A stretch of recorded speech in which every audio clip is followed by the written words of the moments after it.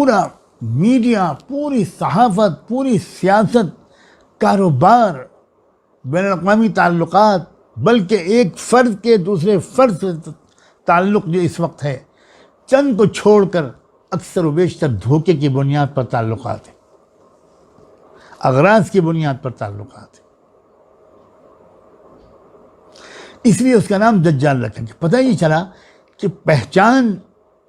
اس کو جو طاقت ملے گی اس سے نہ کرنا، اس طاقت کا جس طرح وہ استعمال کرے گا اس سے اس کو پہچاننا۔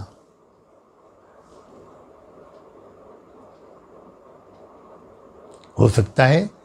کہ کوئی بہت اچھے لوگ بھی بہت ایڈوانس ٹیکنالوجی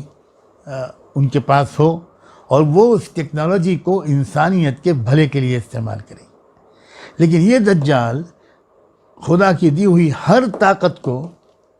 یہ عجیب و غریب شیطانی منصوبوں کی تکمیل کے لیے اس کو استعمال کرے گا۔ آپ کو یاد ہے کہ سلیمان علیہ السلام کو اللہ تعالیٰ نے جب وہ تمام نعمتیں عطا فرمائی اور ایک دن انہوں نے پورا اپنی وہ جو کچھ بھی ان کو ہتھیار اور اسلحے اور لشکر اور جن اور پرندے کیا کیا ان کو عطا ہوا تھا، تو جب ایک مرتبہ سلیمان علیہ السلام کو ان تمام چیزوں پر نظر پڑی تو ان کا سر جھک گیا اور کہنے لگے ھذا من فضل ربی لیبلونی اشکر ام اکفر ومن شکر فانما یشکر لنفسہ ومن کفر فان ربی غنی کریم۔ سورہ نمل میں یہ واقعہ بیان ہوا ہے۔ سلیمان علیہ السلام کی زبان سے اس وقت سراپا شکر ہو کر یہ نکلا تھا، میرے پروردگار، یہ اسی کی مہربانی ہے، مجھے وہ جانچتا ہے یہ سب دے کر کہ میں اس کے گن گاتا ہوں یا میں ناشکرہ بندہ بنتا ہوں، کیا کرتا ہوں میں۔ یہ ساری طاقت کا نظارہ دیکھ کر میرے دل میں جذبات غرور و تکبر کے پیدا ہوتے ہیں یا بندگی اور شکر گزاری کے جذبات پیدا ہوتے ہیں۔ دجال اپنے کرشموں کو جو اقتدار اس کو ملا ہے وہ اللہ کا باغی بننے اور دوسروں کو بنانے میں استعمال کرے گا۔ اس کا یہی مطالبہ ہوگا زبان قال سے اور زبان حال سے کہ میری مانو اور کسی کی مت مانو، نہ اللہ کی، نہ رسول کی، نہ قرآن کی۔ شاید وہ بات مکمل ہونے سے رہ گئی جو میں نے کہی تھی کہ جن انسانوں کے اندر روحانیت تھوڑی بہت باقی ہوگی ان کی روحانیت بھی ختم کرنے والے ویکسین تیار ہو رہے ہیں۔ ان باتوں کو آپ کانسپریسی تھیوریز کہہ کے ٹالنے کی عادت چھوڑ دیجئے، راہ اعتدال اختیار کیجئے۔ جو کانسپریسی ہو رہی ہے اب اس کو جانیے، اس کو سمجھیے، اس کا اپنے گھروں میں مذاکرہ کیجئے، اس سے واقف ہوئیے۔ ایک صحابی بڑی پیاری بات کہہ کر گئے، وہ کہتے تھے کہ میرے سارے دوسرے ساتھی تو اللہ کے رسول سے خیر معلوم کرتے تھے، بھلائی کے راستے، اور میں اللہ کے رسول سے شر کے بارے میں سوالات کرتا تھا، پوچھتا تھا، اور وجہ یہ تھی کہ میں سمجھتا تھا کہ اگر ہم نے شر کو پہچان لیا تو ہم محفوظ ہو جائیں گے۔ تو اس دور میں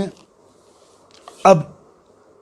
علماء کی ایک بڑی ذمہ داری بڑھ گئی ہے، اور میں اس حوالے سے بہت گزارش کرنا چاہتا ہوں علماء کرام سے کہ وہ خدا را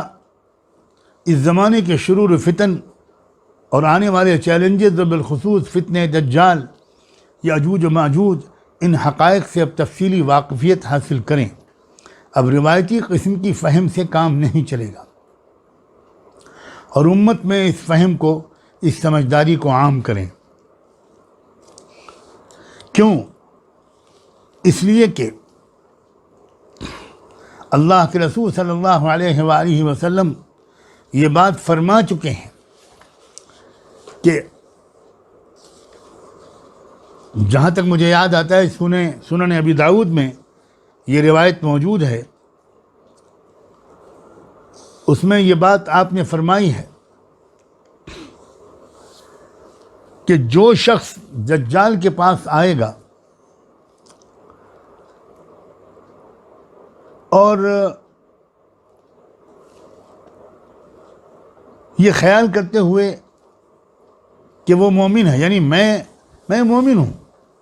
میں ایمان والا ہوں، مجھے دجال کے پاس جا کے کیا نقصان پہنچے گا، لیکن ہوگا یہ کہ ملاقات ہوتے ہی وہ شبہات اور شکوک میں مبتلا ہو جائے گا، دجال سے ملاقات ہوتے ہی شکوک و شبہات پیدا ہو جائیں گے اور پھر وہ اس کے پیچھے پیچھے چلنے والا بن جائے گا۔ اللہ اکبر۔ مجھے سمجھ میں نہیں آتا کہ میں بہت کھل کر کہوں یا لوگوں کی برداشت کا خیال کر کے پوری طرح کھل کر نہ کہوں۔ اس وقت ہمارے بہت بڑی تعداد میں وہ لوگ ہیں جو بڑے دیکھنے میں دانشور نظر آتے، ڈگریاں ہیں، لیکن کاش کہ وہ خود سمجھ لیتے کہ فتنہ دجال سے وہ متاثر ہو چکے ہیں، اور ایسے لوگوں کی باتوں سے معروف ہونے والوں کی تعداد دن بدن بڑھتی چلی جا رہی ہے۔ اسی لیے اللہ کے رسول صلی اللہ علیہ وآلہ وسلم نے یہ تک فرمایا ہے، سیدنا انس راوی ہیں اس حدیث کے، کہ دجال سے دور رہنا، دجال کے قریب مت جائے وہ شخص جو اس کے بارے میں کچھ سنے۔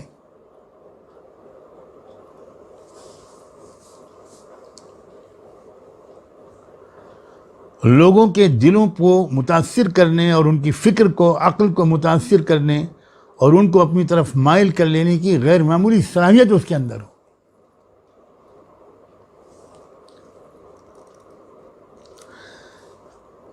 یہاں تک کہ